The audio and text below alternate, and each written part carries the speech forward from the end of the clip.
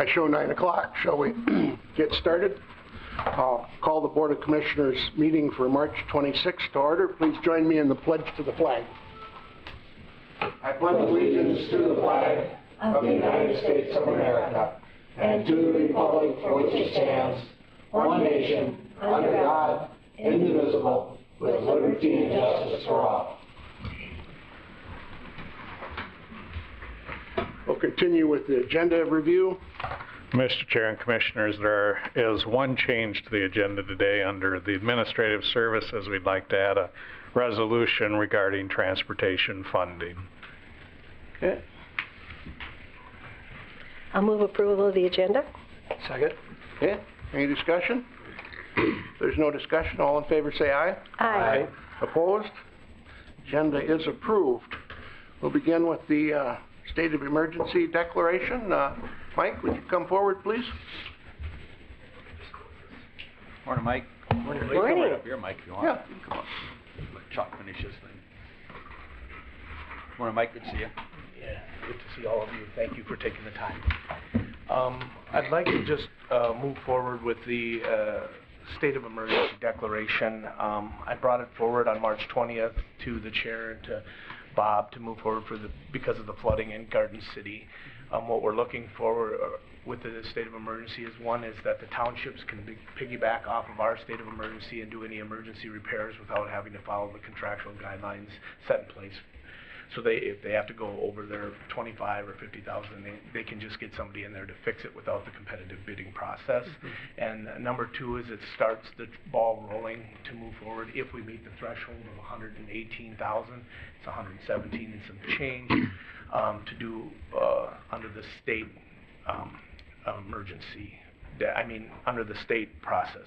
Instead of FEMA, if the FEMA happens, we have to meet the threshold of 238, then we have to do the governor has to do a declaration and all that. We're not going to get there, but because of the state emergency funding, they offer that, and that's at half the pace, and that's 117,000 and change of public uninsured damage. I don't know that we'll meet it, but I think we'll be close with some of the roads in the county and then some of the roads that are damaged in Garden City Township. Otherwise, they're going to have to bear the brunt of this themselves, Garden City Township, and it's going to be pretty extensive to their budget. So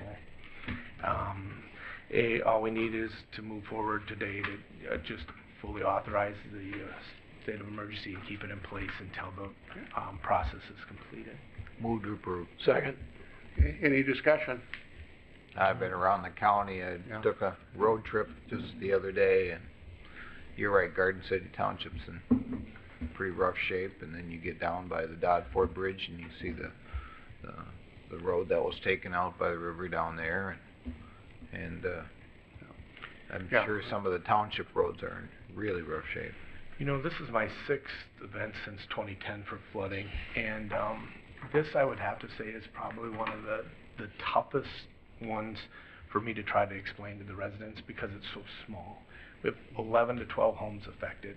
Yeah. 2 that would classify as major damage because it hit the main level. 2 is out of those 12 is the only one. Otherwise, it was basement flooding, which doesn't qualify. It has to hit the main level to do major damage. And you know, everybody saw such a huge response in 2016 when it happened in Waseca and here, and FEMA came in, and now they look for this same kind of response, and it just isn't there with only 12 homes. It just doesn't happen, and you try to explain that to people, and it's they're understanding.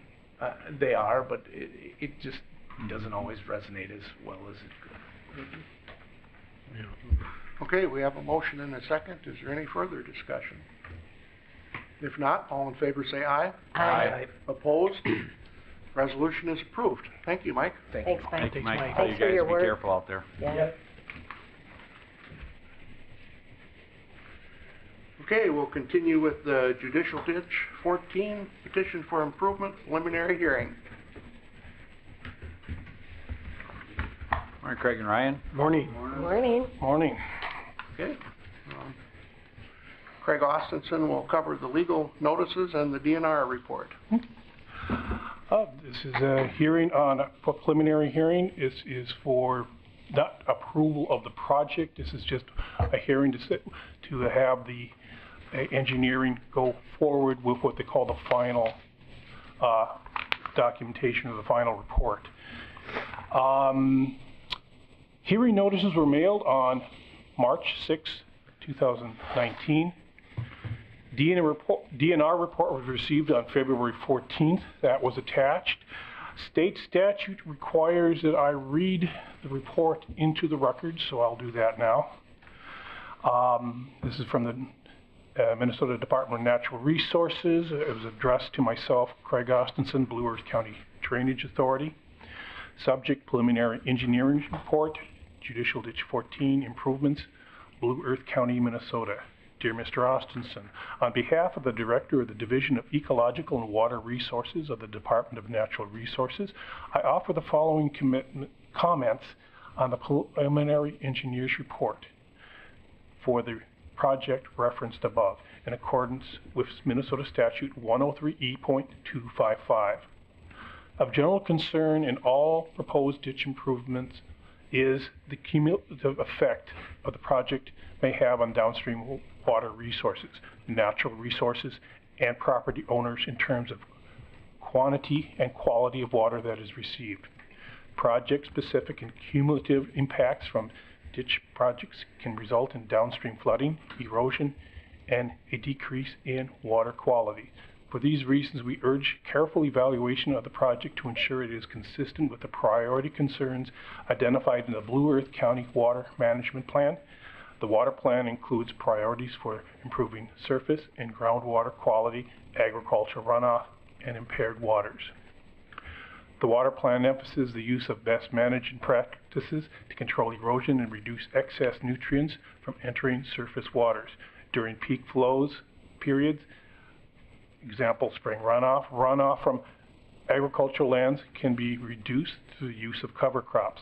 Cover crops help retain topsoil in the land, improve soil structure, aid in the infiltration and storage of soil moisture, and improve water quality. The retention and health of topsoil is vital to long-term agricultural production. The use of cover crops in the watershed would reduce the need to expand ditch systems, stabilize and ditch and stream banks, and decrease the frequency of the ditch cleanouts, resulting in lower landowner costs for ditch maintenance. The Agricultural BMP Handbook for Minnesota has been developed by the Minnesota Department of Agriculture to address water quality impairments. The document provides a review of 30 conservation practices that are designed to enhance agriculture's role in addressing water quality concerns in Minnesota. Engineer reports should include the appropriate BMPs for the project, and landowners should be encouraged to implement them. The Agricultural BMP Handbook for Minnesota can be viewed at the following link. I'm not going to read the link into the record here, but it's available on the attachment. Page 3 indicates that there are some proposed drainage coefficients may be increased by 2.5 times the NRCS recommended half-inch per day. The increase is due to limited availability of dual wall pipe sizes and the necessity for the county tile to act as a header for private tile. The branch flows will be limited by the main tile in large rain events, but in normal events they will flow freely. Future upgrades to the private tiles would allow for further increased drainage that will increase flows to Minneopa Creek. In order to limit the drainage to a more reasonable level, the proposed tiles that significantly increase the drainage coefficient above NRCS recommendation should use smaller diameter tile, and the slopes should be further reduced.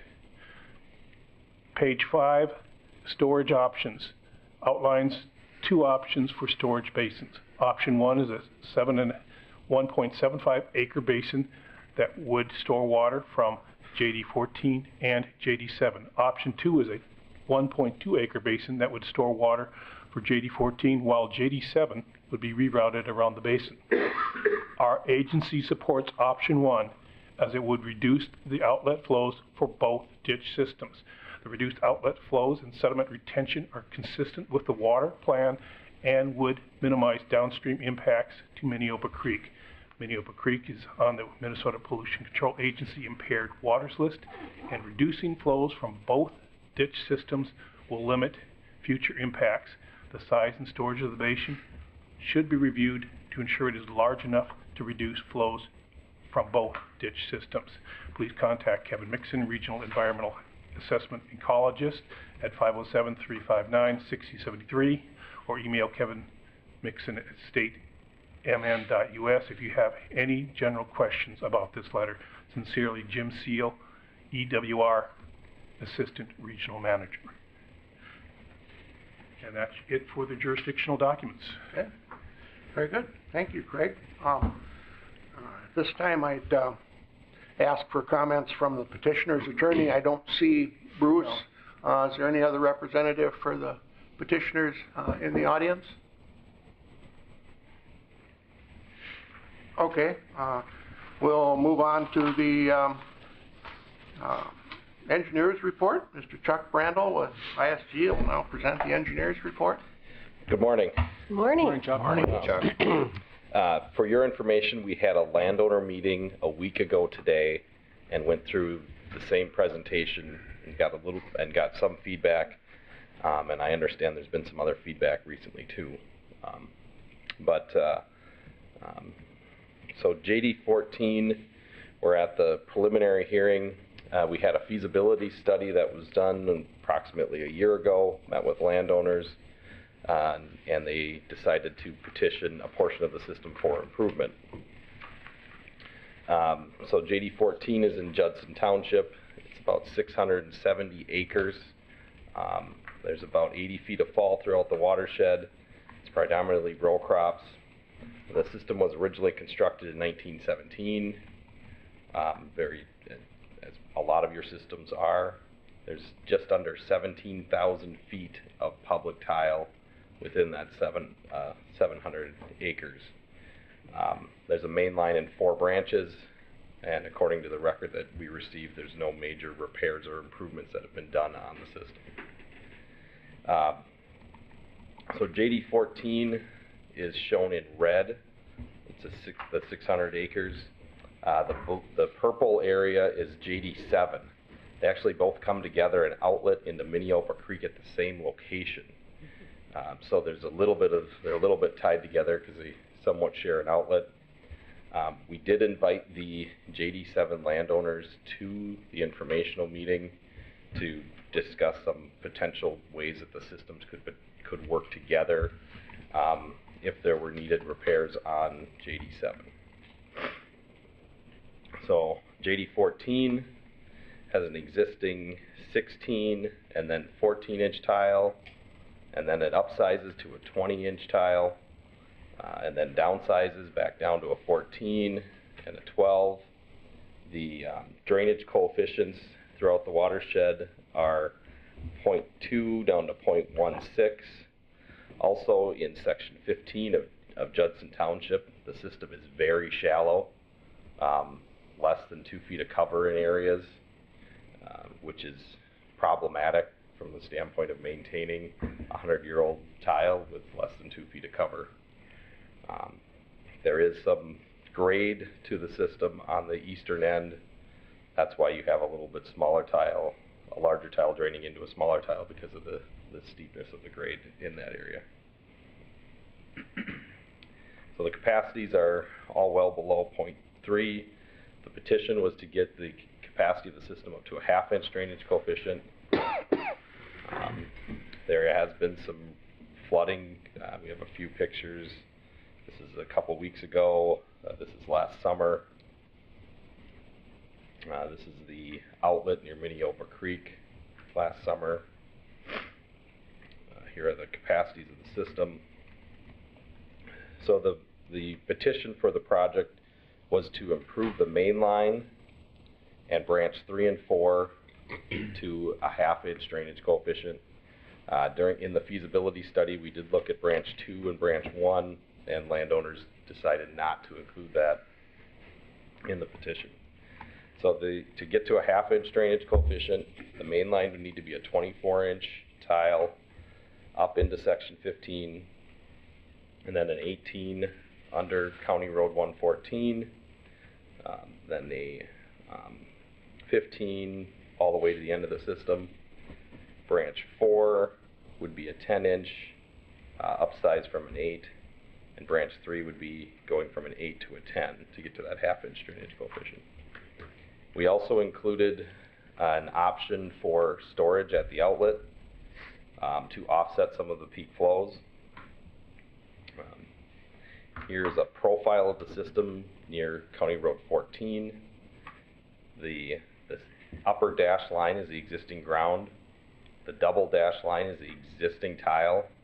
You can see that it has very little cover. Each one of these dots is about a foot. According to the record, there's maybe 15 inches of cover in the lowest spot, which is problematic. So the proposed improvement would add both capacity and depth to the system, getting at least 5 feet of cover in that lowest area to ensure that you have a long-term, for the next 100 years or more, you have a system that'll work for this area. Here are the proposed tile capacities. One of the comments that the DNR had was that we have a portion of the 24 where we're going up the hill that has a higher drainage coefficient than that half-inch, but we are restricting it downstream. We could look at running in maybe an 18-inch tile in that steeper area and still get the half-inch drainage coefficient. That's a practice that landowners typically don't like to see, is that we have a bigger tile to a smaller tile to a bigger tile. And the cost difference between the 18 and the 24 is insignificant when you look at the entire length of the entire cost of the project. So we ran a 24 through that section. Here are the flow rates. We ran a detailed hydraulic model for the 2 through the 100-year events with the pond. The blue areas show the outlet, and the blue areas are areas where we show a decrease in peak flow. So in the middle of the system, we're getting an 84 to over 100% increase in peak flow. Having storage somewhere near the outlet would decrease that before outletting into Minneopa Creek. This is a complicated chart, but it's a hydrograph. The top is the existing flows at County Road 114. The bottom is the proposed, and it's the 2 through the 100-year. The line through the middle is 48 hours. At 48 hours is when you start to see crop loss in low areas, and this is the most problematic area within the watershed. You can see even the 10-year event still has some flow. Is not entirely drained down at 48 hours. Under the proposed improvement, almost all of the events except for the 100-year is drained down at that point. So the goal of it's both flood control and timing of the flow. When we look at these tile improvements, we specify HDPE or RCP. The majority of the projects, especially 24-inch and under, go in as HDPE. We add connections for private tile. We use what's called an inserted T. For larger connections, where the main and the branches come together, we'd use a prefab T. We also have intakes at road crossings. Per some of the DNR comments, we like to use what we call a water quality inlet with a hick and bottom and rock around it. In field areas, we will not cut the intakes completely down, put rock and put holes around those to help with erosion control. So that's a BMP that can be done on a tile improvement fairly easily and cost effectively to help reduce erosion. We showed this video, so you can play to the landowners. This is JD9 last year in Blue Earth County, just showing what typical construction looks like. That there'll be an easement area for construction. Topsoil will be separated. We specify that the contractor clean up after himself after every half mile, so we don't leave areas ungraded or unfinished, which can cause problems if we get rain events during the construction or if it goes over the winter.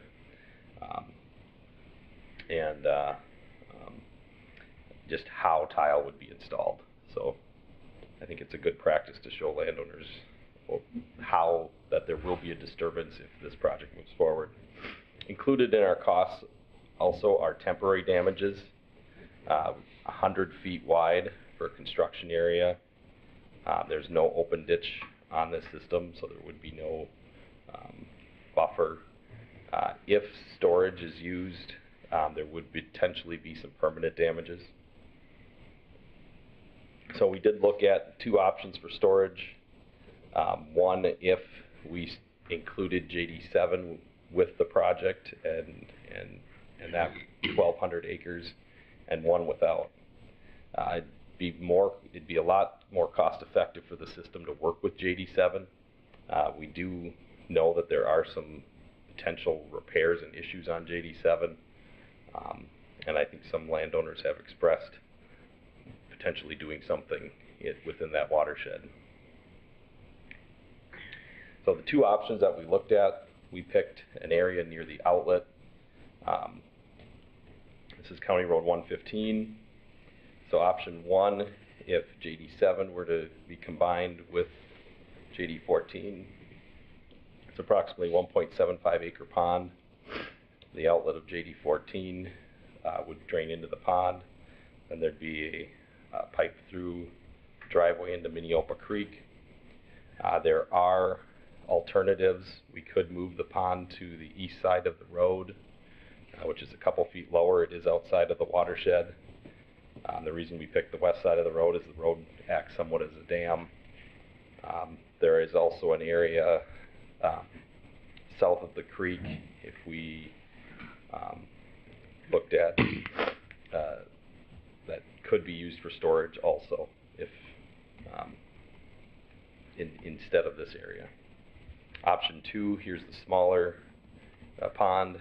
In that case, we'd have to reroute JD7 around it, or move the pond further to the west and not reroute JD7. This is the preliminary hearing. We're just seeing if the project is cost effective. If the project does move forward at the final hearing, we would be asking for separable maintenance for the tile installation, some of the private tile connections, and the outlet of the system. So the two options that we looked at, we broke down the main line, branch 3, branch 4, put together what the repair cost would be compared to the improvement costs. The total improvement, if you did option 1 and shared a pond with JD7, is approximately $729,000 plus some road authority costs, so just under $800,000. The pond, is about 25% of that cost. I know Ryan Hineker did talk with the SWCD about funding for storage. Potentially there is some available if we could construct the project this year. With the timeline of this project and not having a redetermination of benefits completed yet, I don't see how that could happen. So if the project moves forward, we'd suggest applying for funds on the next funding cycle next year to see if we can get some funding to help do storage or offset some of the peak flows in the watershed. The net cost, if you did storage under option 1, is just under $300,000. If you don't do any storage in the project, it saves about $200,000, so you have a net cost of $98,000. For option 2, that would be just storing for JD14. The pond reduces down by about $50,000, but if we have to reroute JD7, there's about $30,000 of cost there. Same net cost without storage, but a little less expensive. My recommendation is for the system to work with JD7. I understand there is a redetermination for both systems being completed, is to work together and try to get some joint funding, which I think will be the most cost effective for the future of both systems.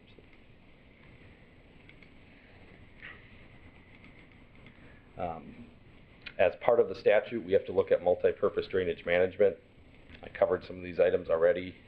Because this is an all-tile system, we'd look at alternative intakes and storage somewhere in the watershed. We put together a multi-purpose drainage management plan, which shows areas where we can use alternative inlets. There are some other BMPs, including controlled drainage, contour buffer strips that are away from the ditch project. We identify those and give that map to the landowners so they understand that there are other BMPs that they can do. They're not directly connected to the public drainage system. So at this point, it's our opinion that the project is cost-effective, practical, and feasible if we can get some outside funding for storage and work with JD7. If not, we would have to downsize our storage areas to make the project cost-effective. But the project is feasible, and it's our opinion that the preliminary engineering report could be approved at this point, at this time. The summary of the project. I just have a couple of questions, Chuck. Yeah.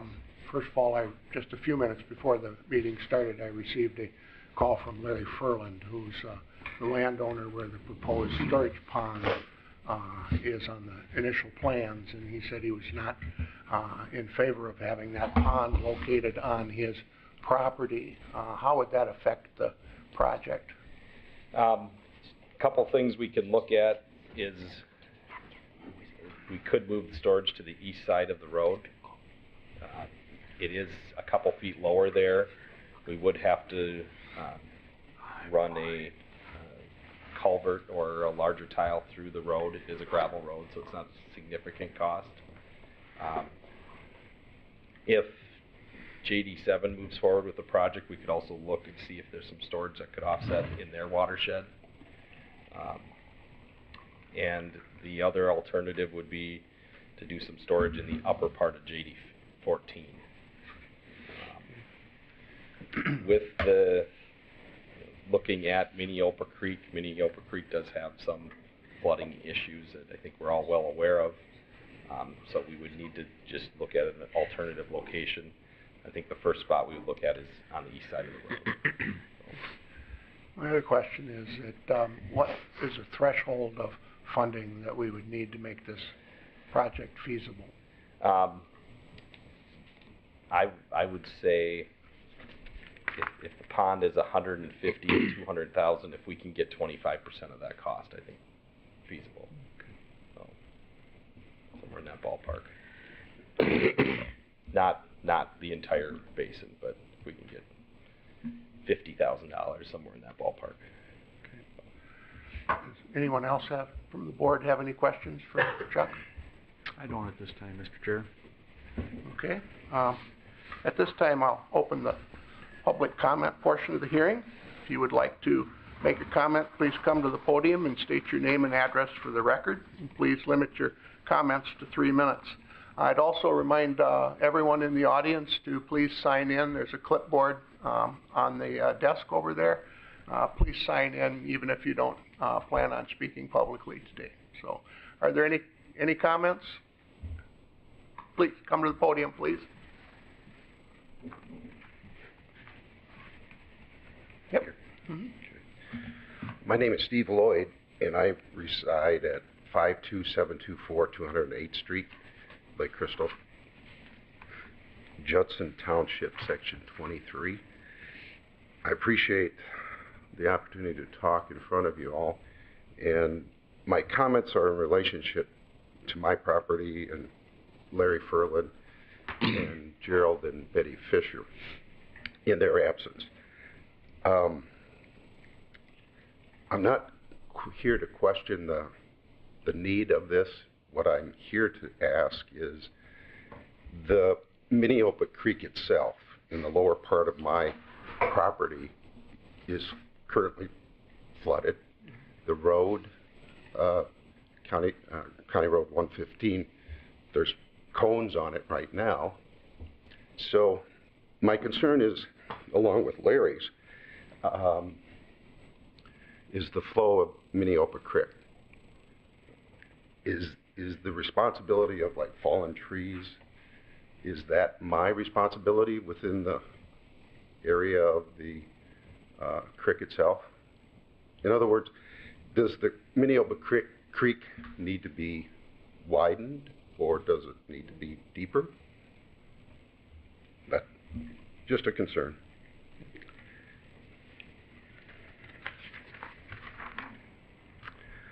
And the other thing I'd like to add is there any, has there been any discussions about the purple E-red Huntley-Wilmarth transmission line route in relationship to the holding pond?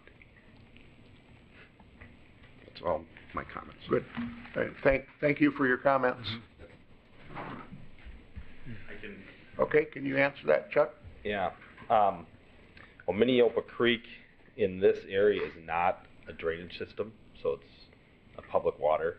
So as the drainage authority, we don't have any authorization to clean it, deepen it, or widen it. You'd have to work with the DNR on that. I think you could get a permit to remove trees, but I don't think you will get a permit to deepen and widen the creek. I don't believe we would have success in doing that. But to do some maintenance, that could be done. I've not looked at the Wilmarth route through this area. We have worked with the power companies on other routes throughout southern Minnesota and have adjusted for power poles and things like that where need be with proposed improvements. I think that's one of 4 proposed routes Yeah. for the transmission line. So, Yeah. what was the addition of the additional water into the creek? I mean, I share the concerns about flooding.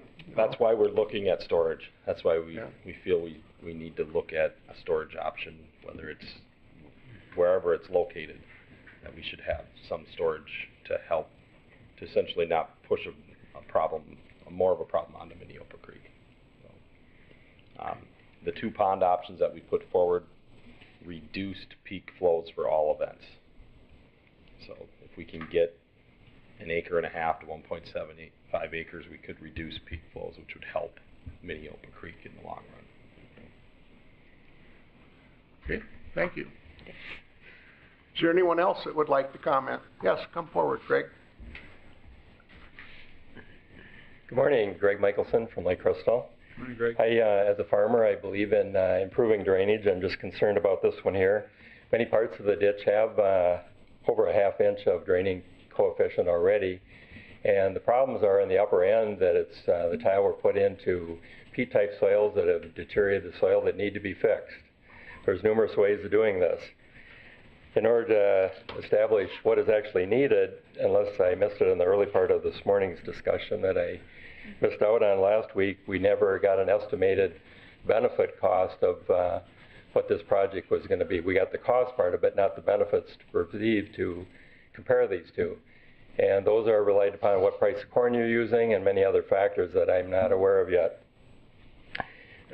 Also, when you go into these determinations, I think that the benefits must exceed the cost without the subsidies, not pertaining to whether or not we might get some subsidies on a pond. A pond is probably needed. We already have a pond up in the upper part of the district where we're having problems right now, and I think it might be more cost effective to install the pond where the pond is right now, and many other landowners have talked to me about that. The pond that we're putting at the bottom end is rather small. At our last informational meeting, it was estimated to be 1/10 of an inch of rain is what it's going to hold. Not very much for $200 and some thousand worth of pond construction. Thank you very much. Okay, thank you. Thank you for your comments. Thanks, Greg. You want to speak to that, Chuck? Well, the redetermination of benefits is in process, and the preliminary hearing is to look at, is it potentially cost effective and feasible? The benefits would be presented at the final hearing. So we don't have those available at this point, and this is not the final approval of the project. We could, as to the storage in the upper end part of the watershed, we could look at that. One of the issues with storage in this area is the shallowness of the tile. We probably need a larger area, or would maybe need to fill some areas to make storage work. But I think we could look at that and bring that forward as an option at the final hearing. Okay, very good. The board have any questions for Chuck? No. Okay, if not, is there anyone else in the audience that would like to speak to this? Okay, last time, is there anyone in the audience that would like to speak to this? If not, I'll close the public portion of this meeting, bring it back to the board. Do I have a motion? I'll move approval. Second. Okay, is there any discussion? As Chuck already said, Mr. Chair, that, this is just a preliminary. Would it be in our best interest to wait till the redetermination of benefits is done to move forward with this, or do we need to do this conjunctly so that it moves along faster? Technically, part of your order today is to order the viewers to prepare though. That's part of your order today. Right. Thank you for that clarification. Okay. I guess I would just like to say that I think the people in the audience have brought up some very good thoughts for discussion and to look at in our planning. And as we move forward, I would like to consider those things. So thank you, everyone, for your comments. Any other discussion from the board? If not, all in favor say aye. Aye. Opposed? Motion is carried. Thank you, everyone. Thanks. Thank you, Craig. Ryan? Thank you, Craig. Appreciate it. Thank you. Okay. Thanks, Chuck. Good seeing you. Okay, we'll move on to the Judicial Ditch 14 petition for improvement preliminary hearing. Well, actually, this is going on to County Ditch 5. We're done with the... Yep. We have two other items here. Starting out with County Ditch 5, we received a petition from landowners on County Ditch 5 to have for a hearing and actually a engineer's report for repairs to County Ditch 5. So I'm asking the board today to actually appoint Chuck Brandel as the engineer for that repair petition and that project. So moved. Any discussion? None, all in favor say aye. Aye. Opposed? Carried. Do you have any other business? I do. Good. I just had a quick memo about a cost-sharing grant that we are looking to endeavor with the SWCD. I don't need to read it, but I'll give you kind of a 10,000-foot overview. As we try to strive to do better with water quality intakes in Blue Earth County, I'm always looking for ways to share in those costs. I approached Jared at SWCD a few weeks back, and there were some grants available. So this memo is highlighting that there's 3 systems that we are looking at to receive cost-sharing grant. It could save us almost $70,000 in these 3 systems. So feel free to read that on your own time, but the only action I'm looking to request from the board today is the approval of the county board to enter into these agreements. Okay. Second. Any discussion? What's up? No discussion, all in favor say aye. Aye. Opposed? Thank you. Thanks. Nice job, Ryan. Thank you. Good morning.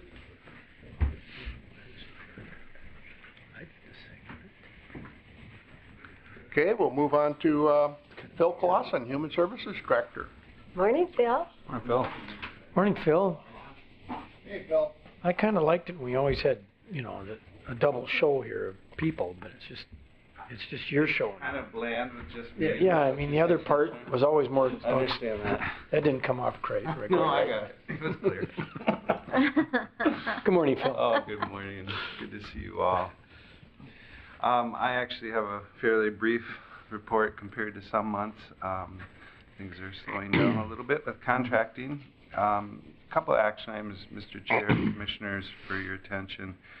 First of those being under supportive housing, an agreement with Partners for Affordable Housing for the purchase of service agreement for a staff, and it's really for support and recovery services offered at Mesa House and the Welcome Inn, delivered by a case aide hired through Partners. It's a renewal agreement at $15,000 annually, and the term January 1st of 19 through December 31st of 19. And then just a couple of other action points of appointments to our community committees. The first of those, Emma Furman to the Social Service Task Force, and Kim Ruby to the Human Services Advisory Committee. Emma is a resident of Commissioner District 3. Mr. Chair, they're flipped. Oh, they are? Yeah. Okay. She's, Emma's District 1, and I'm assuming Kim is District 3. Let me say that then clearly. So Emma Furman, District 1. Yep. And Yeah. Kim Ruby, Ruby is District 3. Yep. Okay, thank you very much for that correction. So those are the two people that we'd add to those different committees for human services. And that's what I have for action. Very good. I'll move those Okay. Second. two, Okay, we have a motion and a second. Is there any discussion? just to, just appreciate the board support for the helping with the position there at Partners for Affordable Housing, and wish well for the two, and our two people on the task force. I always figured that's a good investment. Okay, any other comments? If not, all in favor say aye. Aye. Opposed? Carried. Thank you, Mr. Chair, Commissioners. Couple of informational discussion items around financial assistance, and there are just a few slides we can go through together and see if there's comments or questions from the board. The first in your packet is SNAP, or Supplemental Nutrition Assistance Program. You'll see that there have been some changes in SNAP protocols, and that has affected the numbers some over the years. But generally, over the past 5 years, a pretty flat number of people that qualify and access the SNAP programming. The next slide is a slide for healthcare, and so between SNAP and healthcare is our volume represented in financial assistance, and you'll see healthcare did go down slightly. I do need to explain that a little, in that for the first time we're able to close cases in the MET system, and everyone here is very aware of the problems that we've had with our operating system. They continue. Staff wanted me to make it perfectly clear that those have not all been fixed. We've had incremental improvements, that's true, but I think politically it kind of has taken a back burner action, because now we have what we call workarounds, and so there's a lot of extra steps to get things cleared. One of those, we couldn't even close cases and get them out, so things are skewed. They were stacked up partly because cases were stacked up. We're starting to see some churn. I really do hope that this is the start of a plateau. The board's been extremely generous with us about the needs and the changes in healthcare. We all know how important this is. If we could start to see this level off, I think that would be a really good thing. I'm not sure I'm confident to say that's exactly what we're seeing because of this churn we're talking about right now. So maybe some good news in that we see where our new watermark will be into the future. The next slide really takes those two along with cash, which is the last slide, and just gives you a sense of overall how many households we're serving. These aren't client counts, but these are households. So depending on how the household is formulated, that's what goes into this overall caseload count. And you'll see that very high level of volume that's continuing and slightly increasing year over year still. And the final slide is just a breakout of some of the cash programs. The numbers aren't quite as high for people that qualify, but it is true that people that qualify by income for cash assistance usually have at least either SNAP or the health care also as part of what their needs are. And so they all kind of meld together. Of that final slide, probably the group residential housing, which is related to our first action item. is the area that I'd probably say we continue to see a lot of need in using housing as an option, as a stabilizing force for people that are in need and are kind of on that brink of financial risk. And so the group residential housing option has been very popular, and I think that will continue. And we all know that our housing stock in our community is something that we kind of watch closely, and we really need a lot more affordable housing in our communities. So those are really the pictures that I'm offering from financial assistance at this point. Got anything else for us? That's it. Short and sweet. Anybody have any questions for Phil? No, the charts and graphs are always very beneficial to try to understand what's going on, so appreciate that. Thank you, Commissioner. Appreciate that very much. They are good. Okay. Well, thank you. Thank you very much. Thanks, Phil. Thanks, Phil. We're just going right through. Okay, move on to administrative services. Mr. Chair and Commissioners, the first item is the county board minutes from March 12th. Second? Any discussion? Not, all in favor say aye. Aye. Opposed? Okay, Next would be the bills for the 2 weeks indicated. I'll move the bills. Second. okay, any discussion? Mm-hmm. Okay, there's no discussion, all in favor say aye. Aye. Opposed? Bills are approved. Mr. Chair and Commissioners, item number 8 in your packet is the Human Resources Department agenda. We just have informational items for you today. We have filled a taxpayer specialist part-time position. Then we have a number of promotions, starting with a couple of custody officers being promoted to sergeants, and the initiation of recruitment to then backfill those custody officer positions. We also have a promotion in the Taxpayer Services Department in our recording area. We had a promotion of a dispatcher to a sergeant in the dispatch center. And then we had a resignation of a Taxpayer Services Specialist too, and so we've initiated recruitment there. And then also a resignation of a care coordinator in our public health unit. So we've initiated recruitment to refill that position. And then lastly, we had a resignation of a custody officer in the jail. So I'd be happy to answer any questions that the board might have on those items. Okay, any questions for Bob? No questions. None for me. Okay. Very good. Mr. Chair and Commissioners, item number 9 then in your packet is request for approval of some liquor licenses. We have 2 liquor licenses that are effective April 1st through March 31st for the Cato Cycle Club and Prairie Box Saloon. And then we're also requesting approval of an on-sale intoxicating liquor license for Minneopa Golf Club effective April 1st through the end of the year. Those have been reviewed by the sheriff and county attorney, so we're recommending approval. I'll move approval. Second. Any discussion? I just had a question, or wonder how many 3-2 liquor license we have left in, that we issue in Blue Earth County. That's kind of a rarity now. I mean, they're talking I don't know, about- do we have any more than these 2? No, those are it. I was Last wondering. year it was 3. Minneopa is changing from a That's 3 changed to to an intoxicating. Okay. intoxicating. Okay, it's just, Okay. we're one of the few states left that even have 3-2, so.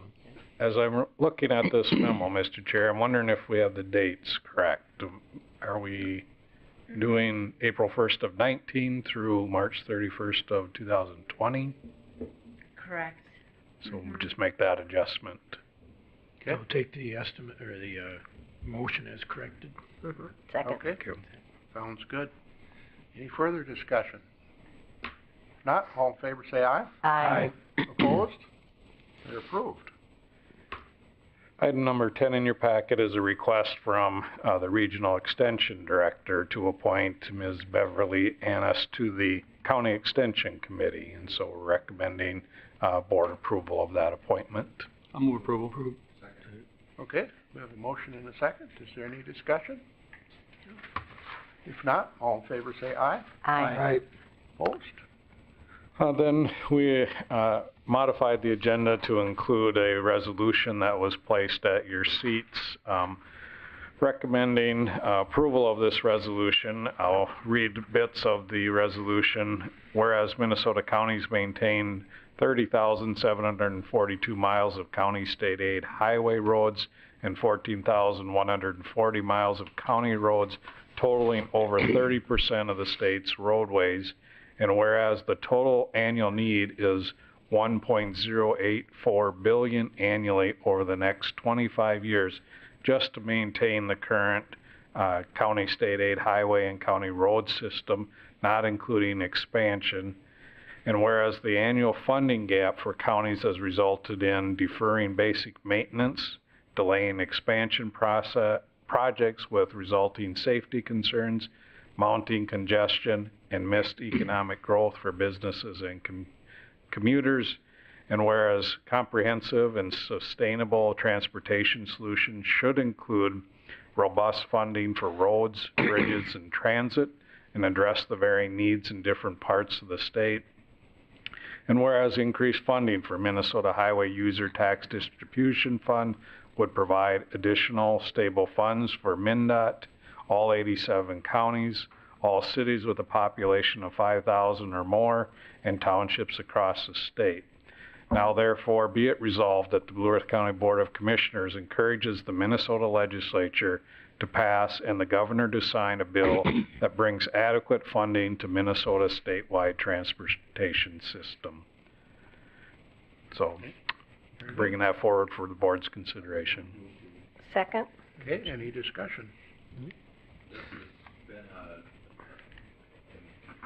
AMC as a transportation funding group consisting of commissioners from across the state and county engineers from across the state that came out.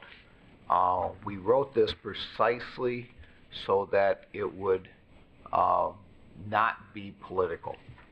We do not want to say where the money's coming from. We just want to let people know how much money is really needed and let the state legislator figure out how they're going to do it. It's getting very serious. When you figure that we are short $1.084 billion a year, and this is not including the trunk highways that cross the state from the state of Minnesota, the MnDOT covers. It's turning into an emergency, and they have to figure out where the funding's coming from. Very good. Any other thoughts? Mr. Chair, and with the flooding, it's going to get worse. Yeah. It'll be exacerbated. Absolutely. Mhm. I think it's a good idea to bring it forward. Yep. Yes, I Doesn't certainly, merit a lot of attention. certainly agree also. Okay, if there's no more discussion, all in favor say aye. Aye. Opposed? Resolution is approved. That's all I have for you, Mr. Chair. Okay, very good. We'll move on to commissioners' reports on committees. Anyone volunteer to start? I certainly can start, Mr. Chair. Okay. After our last board meeting, Commissioner People and I were at the RCEF meeting.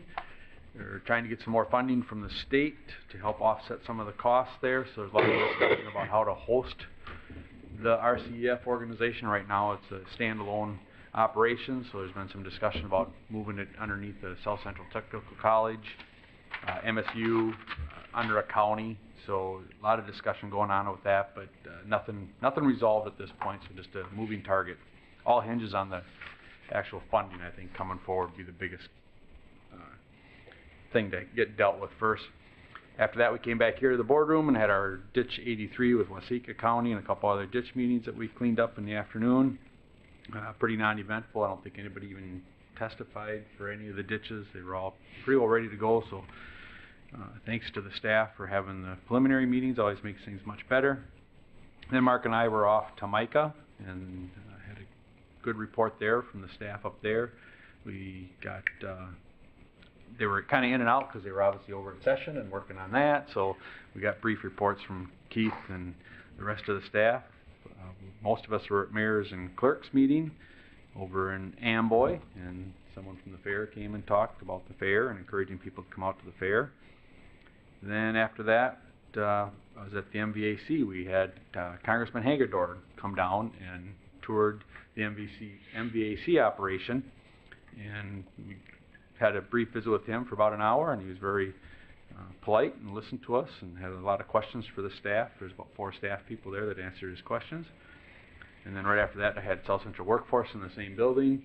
Got the reports from the staff and that. We hadn't met for like 4 months, so we had to get 2 meetings done in that meeting, but everything's going well with Diane and her group there. And then after that, I stayed for the regular MVAC monthly meeting, which had been canceled for a couple months, so we went till about 9 o'clock that night, so it got to be a long day, but we got all caught back up again, and I am trying to win another election for the MVAC president, so I'm in a hard battle to get that done by the next full board meeting in May. So if you see some of my signs out there, make sure you try to support me. And then we had our work session that we were all at, and had a lot of good information that day, a lot of stuff going on. Morning after that, or Thursday morning, was intergov meeting. Cleen and I and one of the council members and a couple engineers and our 2 administrators had a great discussion about some trails and flooding and a lot of different things going on, and met for over an hour. Had some good discussion and interchange with them. Then that afternoon, Will and I were at the extension meeting and got to meet the new director of the extension meeting. She was supposed to be in jury duty, but she got out early, so she was able to come to the first meeting.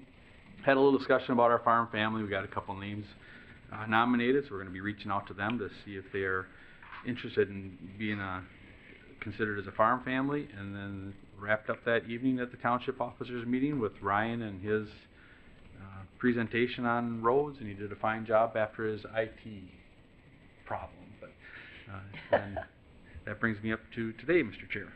Okay, Colleen? On the 12th, Mark and I were at the GMG annual meeting. It was really, Vance. I'm sorry, Vance. I sat along I was next to you, sitting but that's next to Mark. It was a really nice meeting because they honored Jonathan during it. And, appropriate. It was just well done. Bob Hoffman's the new interim director, and I think it was a wise choice to bring him in interim. On the 13th, I had the RED Group, which is the Regional Economic Development. It's put on by McKnight and Landon to talk about economic development across the state. And this year, it's about generations. So, you know, how do generations impact our economic development?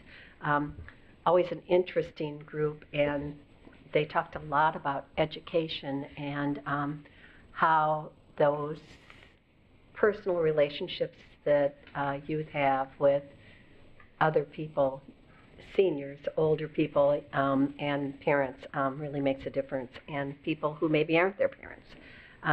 The criticalness of that.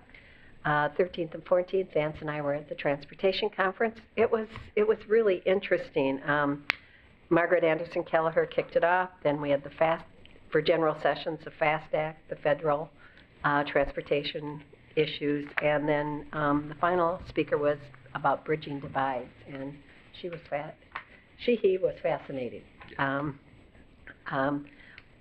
of the workshops that I sat in on were the importance of data, and Glazer is something that Bolton and Mink puts together, and it's all about data, where crashes happen, how bad they are, and that kind of thing. It reminded me of CompStat. New York City did CompStat, where they looked where robberies and murders were happening and started to map it, and all of a sudden you knew where to deploy people. And so pretty similar to that, I think. Automated vehicles I sat in, new and innovative transportation funding. You know, what does different types of funding bring to the transportation issues? And then public-private partnerships. MnDOT's got a new program where they're looking at amenities along roadways, landscape, arts, and pollinator habitat. So that's a new project that they are just starting this year. AMC Board on the 15th, Matt Chase, who's the Executive Director of the National Association of Counties, was there talking about what do we want to look like in the future. You know, you can talk about today and you need to talk about today, but you also have to figure out where you want to go and how you're going to get there. The 20th, I did a transportation press conference at the Capitol, talking about the need for investment in our transportation system. 21st, I thought our intergovernmental relations meeting went really well. Another thing they brought up there was the census, and I sent all of you the Mankato stuff. If you don't want it, just tell me, but I always figure it's kind of nice to look at that, the flooding and the census information. I had community education on the 20th also. They are looking at changing the way they do summer playgrounds, just because they can't afford to continue to do it the way they've always done it. So they're going to focus on 4 playgrounds and try to invest in those and figure out ways that youth still have a good, safe place to go to, but they can't afford to go to all the playgrounds anymore, pure and simple. I had the Diversity Council yesterday, and there seemed to be some opportunities there to be broader than School District 77. They're looking at, excuse me, Owatonna, St. Peter, and Winona have all reached out to the Diversity Council asking them to come to their schools. So try to figure that out, how you cash flow that. And, you know, they always survive on a very thin margin, and trying to figure out how they bring some more funds to the Diversity Council. International Festival is April 7th at MSU, and lots of STEM equity stuff. So that's all I have, Mr. Chair. Thank you. Thank you. Mark? Okay, on March 12th, with Kip, we had after our board meeting, RCEF, and he Kip pretty well summarized that up, and hopefully in the near future we can come up with some decisions there. Then we did have the ditch hearing I was involved with there at 83 with Waseca, and of course that evening was a fine evening with commissioners Colleen and Vance. Yes, that's right. And it was it became a program for testimony for Jonathan, and it was appropriate, but it was sad and good, whatever, all the way through. March 13th, the next day, Kip and I went with Micah, and of course they all went through the legislative session and bills and so forth, and it kind of the same every year. They maybe it varies a little bit depending on who's in control, what branch and all that, but it's kind of some things never change, I guess, how it works. Then we had after that that evening yet on Wednesday, I did have the first meeting I had for the Minnesota Valley Council of Governments, and that was interesting. In fact, it was the best crowd they had in a long time.